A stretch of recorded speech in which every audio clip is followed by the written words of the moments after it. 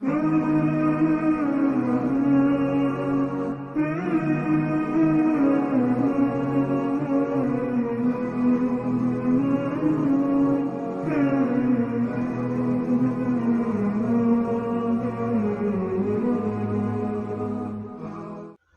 للہ وحدہ والصلاة والسلام علی من لا نبی بعدہ اما بعد اعوذ باللہ من الشیطان الرجیم بسم اللہ الرحمن الرحیم وَإِن كُنتُم فِي رَيْبٍ مِّمَّا نَزَّلْنَا عَلَىٰ عَبْدِنَا فَأْتُوا بِسُورَةٍ مِّن مِّثْلِهِ وَادْعُوا شُهَدَاءَكُم مِّن دُونِ اللَّهِ إِن كُنتُم صَادِقِينَ صدق اللہ العظیم۔ بات چل رہی تھی اس پر کہ قرآن مجید نبی کریم صلی اللہ علیہ وسلم کا معجزہ کیوں ہے۔ علماء نے اس تعلق سے 10 وجوہات بیان کی ہیں، جن میں سے 6 آپ حضرات کے سامنے آ چکی ہیں۔ 7ویں وجہ قرآن کے معجزہ ہونے کی یہ ہے کہ اس قرآن کے اندر، اس کتاب کے اندر اللہ تعالیٰ نے خاص قسم کی حلاوت اور چاشنی رکھ دی ہے۔ ایک خاص قسم کی لذت ہے، اور آپ محسوس کریں گے کہ یہ لذت صرف ایمان والوں کو محسوس نہیں ہوتی، بلکہ ایمان والے، غیر ایمان والے، قرآن کو یعنی کہ قرآن مجید کو پسند کرنے والے اور قرآن مجید پر بھی اعتراض کرنے والے، ہر طرح کے بندے پر، جس کو قرآن سمجھ میں نہیں آتا نا، جس کو عربی بھی سمجھ میں نہیں آتی، اس کو بھی یہ کلام اچھا لگتا ہے۔ آپ دیکھیے گا کہ بس پڑھنے والی آواز ایسی ہونی چاہیے کہ وہ دل پر اثر کرے۔ بعض مرتبہ قرآن مجید تو اپنے اندر تاثیر رکھتا ہے، لیکن اس کو پڑھنے والی جو آواز ہے وہ ایسے پڑھی جاتی ہے۔ اس لیے کہتے ہیں کہ قرآن مجید کو اس کی تمام باریکیوں کے ساتھ سیکھا جائے، تجوید، قواعد، اصول سیکھے جائیں تجوید کے، قرات وغیرہ کے ساتھ پڑھ جائے نا۔ قرآن مجید میں آیت ہے وَرَتِّلِ الْقُرْآنَ تَرْتِیلًا، قرآن مجید کو ترتیل سے پڑھو۔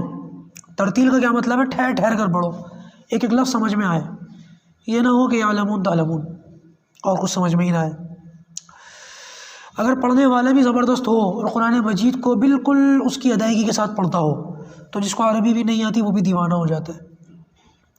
جیسے کہ میں نے آپ کو ایک دو دن پہلے بتایا تھا کہ عتبہ نے کہا اللہ کے رسول سے، بھتیجے تم جو کچھ کر رہے ہو چھوڑ دو، اور بدلے میں تمہیں مال، سرداری، چودراہٹ یا مکے کی کوئی لڑکی بھی پسند ہے تو ہم تمہیں دے دیں گے۔ اللہ کے رسول نے جواب نہیں دیا، بس قرآن مجید کی کچھ آیتیں پڑھ کے سنا دی۔ ایسا دیوانہ ہو کے وہاں سے لوٹا کہ آواز بھی نہیں نکلی منہ سے، حالانکہ قرآن کا دشمن ہے، لیکن قرآن سن کے مسحور ہو گیا۔ ایک صحابی حضرت جبیر ابن مطعم رضی اللہ تعالیٰ عنہ، ایمان لانے سے پہلے کا واقعہ ہے کہ ایک موقع پر میں موجود تھا، تو نبی کریم صلی اللہ علیہ وسلم مغرب کی نماز کے موقع پر قرآن کی تلاوت کر رہے تھے، سورہ طور پڑھ رہے تھے، اور جب اس کی آخر کی آیتیں آئی ہیں سنتے سنتے تو کہتے ہیں ایسا لگا جیسے میرا دل اڑنے لگا ہو۔ مطلب ایک عجیب سی کیفیت تھی جس کو الفاظ میں بیان نہیں کیا جا سکتا۔ ام خلقوا من غیر شیء ام هم الخالقون ام خلقوا السماوات والارض بل لا یوقنون ام عندهم خزائن ربک ام هم المسیطرون۔ اب ایک ردم آپ کو محسوس ہو رہا ہوگا، عربی نہیں سمجھ میں آتی، پھر بھی وہ ایک مرتبہ میں نے یہاں عشاء کی نماز پڑھائی، اور عشاء کی نماز میں نے سورہ غاشیہ شروع کر دی، هل اتاک حدیث الغاشیہ وجوہ یومئذ خاشعہ۔ تو ایک صاحب نماز کے بعد کہنے لگے کہ مفتی صاحب پلیز بڑی مہربانی ہوگی یہ صورت اکثر پڑھا کرو، مجھے بڑا مزہ آیا۔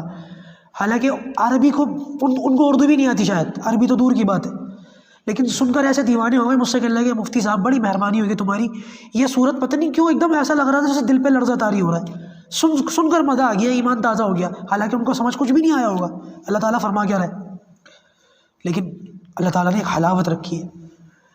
ایک بڑے مشہور صحابی ہیں طفیل بن عمرو، ایک قبیلہ ہے دوس، اس کے سردار تھے طفیل بن عمرو دوسی۔ جب یہ مکہ آئے تو مکے کے لوگوں نے، جیسے میں نے بتایا نا، میٹنگ کر کے کہا تھا ایک بات ہونی چاہیے باہر سے آنے والوں کے لیے کہ ہم کیا کہیں جب وہ ہمارے بارے میں، محمد کے بارے میں پوچھیں صلی اللہ علیہ وسلم، تو ہم یہ کہہ دیں گے کہ یہ جادوگر ہے، بھائی بھائی سے لڑ جاتا ہے، میاں بیوی سے لڑ جاتی ہے، رشتہ داروں میں پھوٹ پڑ جاتی ہے جو اس کی بات سن لیتا ہے۔ تو طفیل بن عمرو دوسی جب آئے تو ان لوگوں نے، مکے کے مشرکین نے طفیل سے کہا طفیل تم سردار ہو، بڑے آدمی ہو، ہمارے درمیان میں ایک شخص ہے اور وہ جادوگر ہے، اس کی بات نہ سننا، اگر تم نے اس کی بات سن لی، اس کا کلام سن لیا تو پھر تم نہیں رہو گے، تم بدل جاؤ گے۔ تو طفیل کہنے لگے ایسا جادوگر ہے؟ کہا بہت خطرناک جادوگر ہے، سننا نہیں۔ تو طفیل بن عمرو دوسی نے کیا کیا، روئی لے لی کہیں سے، کانوں میں ٹھوس لی اندر تک، نہ آواز جائے گی، نہ سنوں گا، نہ میرے پہ جادو ہوگا۔ کہتے ہیں کہ خانہ کعبہ کا طواف کرنے جب پہنچا تو میں نے دیکھا ایک خوبصورت نماز پڑھ رہا ہے، بہت خوبصورت نوجوان نماز پڑھ رہا ہے۔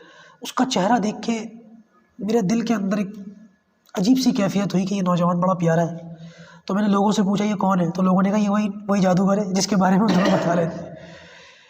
تو طفیل بن عمرو دوسی کہنے لگے کہ میں سردار آدمی ہوں، بچہ تو نہیں ہوں، یہ لالی پاپ تو نہیں چوستا نا، یہ چھوٹا بچہ ہوتا ہے، ایسا تو نہیں ہے نا کہ بالکل چھوٹا بچہ ہوں، لوگوں کے سمجھانے پر سمجھ میں آئے گا، میں بھی سردار آدمی ہوں، دنیا دیکھی ہوئے تجربہ ہے، اور یہ چہرہ جادوگر کا نہیں ہے، خدا کی قسم مجھے اس کی بات سننی چاہیے، میں سمجھدار آدمی ہوں، اگر اس کی بات ناپسند ہوگی تو میں رد کر دوں گا، اور اگر مجھے اس کی بات پسند نہ آئی، اگر مجھے اس کی بات پسند آئی تو میں قبول کر لوں گا، اور اگر بات ناپسند ہوئی تو میں رد کر دوں گا، سمجھدار آدمی ہوں، اتنا بڑا پاگل تو نہیں ہوں کوئی کچھ بولے گا اور میرے پہ جادو ہو جائے گا۔ تو نبی کریم صلی اللہ علیہ وسلم جب نماز سے فارغ ہوئے تو انہوں نے اللہ کے رسول سے کہا اے نوجوان ما یقول، کیا کہتے ہو؟ تو روایت کے اندر آتا ہے کہ نبی کریم صلی اللہ علیہ وسلم نے قرآن پڑھ کے نہیں سنایا، قرآن تو خیر بہت اوپر کی چیز ہے، کچھ الفاظ کہہ دیے، ان الحمد للہ واستعینہ واستغفرہ واؤمن بہ واتوکل علیہ واعوذ باللہ من شرور انفسنا ومن سیئات اعمالنا من یہدہ اللہ فلا مضل لہ ومن یضللہ فلا ہادی لہ۔ اب یہ وہ الفاظ ہیں جو آپ جمعے میں سنتے، خطبے کے الفاظ ہیں یہ، اللہ کے رسول نے یہ الفاظ پڑھ کے سنا ہے، تمام تعریف اللہ کے لیے ہے، میں اسی سے پناہ مانگتا ہوں، میں اسی پر ایمان لایا، جس کو وہ ہدایت دے دے اس کو کوئی گمراہ کر نہیں سکتا، جس کو وہ گمراہ کر دے اسے کوئی ہدایت پر لا نہیں سکتا۔ کہتے ہیں طفیل بن عمرو دوسی نے جب یہ الفاظ سنے کہنے لگے مزہ آ گیا، دوبارہ سناؤ۔ اللہ کے رسول نے دوبارہ ان الفاظ کو دہرایا، جب دوبارہ اللہ کے رسول نے پڑھا تو انہوں نے ہاتھ بڑھا دیا، مجھے کلمہ پڑھا دو۔ کلمہ پڑھ کے ہی اسلام میں داخل ہو گئے اور واپس جا کے اپنے قبیلے کو دعوت دی۔ یہ قرآن کی حلاوت تھی جو آج بھی دیہاتی سے دیہاتی آدمی، ان پڑھ سے ان پڑھ شخص کو بھی محسوس ہوتی ہے۔ جس کو کچھ نہیں آتا اس کو صرف قرآن سنا دیجیے آپ دیوانہ ہو جاتا ہے۔ بلکہ ایک شخص کے بارے میں آتا ہے، وہ بنگلور کے یا پتہ نہیں گجرات کے بتا رہے تھے، اس کو بیچارے کو نیند نہیں آتی تھی، بیماری تھی، ہوتے نا بہت سارے لوگ نیند نہیں آتی گولیاں کھاتے ہیں، اس کو کسی نے 3 دن کی تشکیل کر دی، اس کی جماعت میں لے گئے وہ، اور وہ جب قرآن کے حلقے لگے تو وہ اونگنے لگے اس کو نیند نہیں آتی تھی اور قرآن کے حلقے میں اس کو نیند آنے لگی، وہ کہنے لگا یہ کیا ہے، یہ کیا ہے، مجھے میں کئی سالوں سے پریشان ہوں، ڈاکٹروں کے علاج کر لیا، دوائیاں کھا کے تھک گیا ہوں، نیند نہیں آتی، اور اس نشست میں بیٹھتا ہوں تو نیند آنے لگتی ہے، سکون ہے نا، سکینہ طاری ہوتا ہے ان لوگوں کے اوپر جب قرآن پڑھا جاتا ہے، تو وہ اونگنے لگا اور اس کے نتیجے میں پھر اس نے قرآن سیکھا۔ ایسی بہت سی مثالیں، لا تعداد مثالیں، اگر میں دینا شروع کروں نا تو مثالوں پہ ہی بات چلی جائے گی۔ تو یہ 7ویں وجہ کہ قرآن کے اندر ایک عجیب سی حلاوت ہے جو ہر ایک کو محسوس ہوتی ہے، چاہے بوڑھا ہو، چاہے بچہ ہو، چاہے مرد ہو، چاہے عورت ہو، چاہے پڑھا لکھا ہو، چاہے ان پڑھ دیہاتی ہو۔ 8ویں وجہ قرآن مجید کی وہ یہ کہ اللہ تعالیٰ نے اس کے اندر ایک ایسی چاشنی رکھ دی کہ بندہ اس کو کتنی بار بھی پڑھ لے اس کا دل نہیں بھرتا۔ آپ دنیا کی کوئی سی بھی کتاب اٹھا لیجئے، وہ کتنی عمدہ کیوں نہ ہو، کتنی زبردست کیوں نہ ہو، اس کے ٹاپکس، اس کے مضامین خوبصورت سے خوبصورت کیوں نہ ہو، بندہ 2 بار پڑھے گا، 3 بار پڑھے گا، 4 بار پڑھے گا، ایک وقت ایسا آئے گا پڑھنے کا دل نہیں چاہے گا۔ لیکن آپ دیکھیں کہ لوگ کیسے دل بھر بھر کے قرآن پڑھتے چلے جاتے ہیں۔ بعض مرتبہ آپ اب یہ دیکھیں، ہو سکتا ہے جس نے کہیں قرآن خوانی ہو رہی ہو، کہیں قرآن پڑھا جا رہا ہو، تو اس وقت بلاتے میں تو ہوتا ہے کہ بھائی آ جاؤ، اس وقت تو ذرا بھاری لگتا ہے، لیکن ایک بار اگر کوئی بندہ آ جائے اور پڑھنا شروع کر دے تو پھر اس کو اکتاہٹ نہیں ہوتی، اس کے دل میں بالکل ذرا سی بھی سستی اور کاہلی نہیں، بندہ پڑھتا چلا جاتا ہے۔ قرآن کے اندر ایسی رمق اور ایسی بجلی ہے کہ بندہ ایک بار شروع کر دے تو پھر چھوڑتا نہیں ہے۔ کچھ چیزیں ایسی ہیں کہ اللہ تعالیٰ نے ان کے اندر کچھ لذت ایسی رکھ دی ہے، وہ لذت کبھی ختم نہیں ہوتی۔ پانی کا پینا، پانی آپ دیکھیں دن میں ایک بندہ 2-2 3-3 لیٹر روزانہ پانی پیتا ہے، 60 سال 70 سال 80 سال کی عمر ہو جائے روز پانی پیتا ہے۔ کبھی سنا آپ نے کسی کے منہ سے جو کہ میرا پانی سے دل بھر گیا؟ سنا آپ نے کبھی کسی شخص کے منہ سے سنا ہو کہ بھائی میں پانی نہیں پیوں گا میرا تو دل بھر گیا؟ بہت ساری چیزوں کے بارے میں لوگ کہتے ہیں کب تک کھائیں دل بھر گیا، کب تک پیے دل بھر گیا۔ بندہ 100 سال بھی جیے گا نا تو یہ نہیں کہے گا کہ میرا پانی سے دل بھر گیا۔ پانی کے اندر اللہ تعالیٰ نے وہ لذت رکھی ہے، پانی سے کبھی دل بھر نہیں سکتا۔ دوسری چیز جس سے انسان کا دل نہیں بھرتا کبھی، وہ ہے خانہ کعبہ کی زیارت۔ بندہ جتنی بار دیکھے ہر بار اس کو جو ہے محسوس ہوتا ہے محبت، حراوت، تراوٹ قرآن اس کو خانہ کعبہ کو دیکھنے سے۔ تیسری چیز جس سے انسان کا کبھی دل نہیں بھرتا وہ ہے آسمان کے ستاروں پر، جب رات کے وقت آسمان پر ستارے ہوتے ہیں بڑا زبردست منظر ہوتا ہے۔ آپ لوگ تو دلی شہر میں رہتے ہیں، یہاں پولیوشن بہت زیادہ ہے، میں یقین مانیے کہ بہانے تلاش کرتا ہوں، کچھ تھوڑی سی اسٹرونومی پڑھی ہے، بہانے تلاش کرتا ہوں ایسی جگہ جانے جہاں شہر سے تھوڑا سا دور ہو علاقہ، 80-70 کلومیٹر 100 کلومیٹر، اور جہاں شہر کی روشنیاں نہ ہوں اور پولیوشن بھی نہ ہو. وہاں سے جب آپ کبھی ستاروں کا منظر دیکھیں گے نا، ایک دم اللہ کی تعریف دل سے نکلتی ہے، ایک دم کیا خدا کی قدرت ہے، کیا نظام اللہ تعالیٰ نے بنایا ہے، اتنا زبردست. انسان کا دل نہیں پڑتا آسمان کو دیکھنے سے.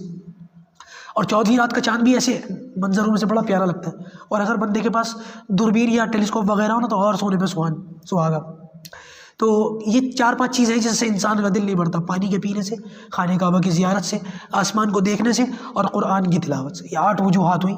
انشاءاللہ 2 وجوہات باقی ہیں، انشاءاللہ کل آپ کے سامنے عرض کروں گا. اللہ تعالیٰ ہمیں کی توفیق عطا فرمائے.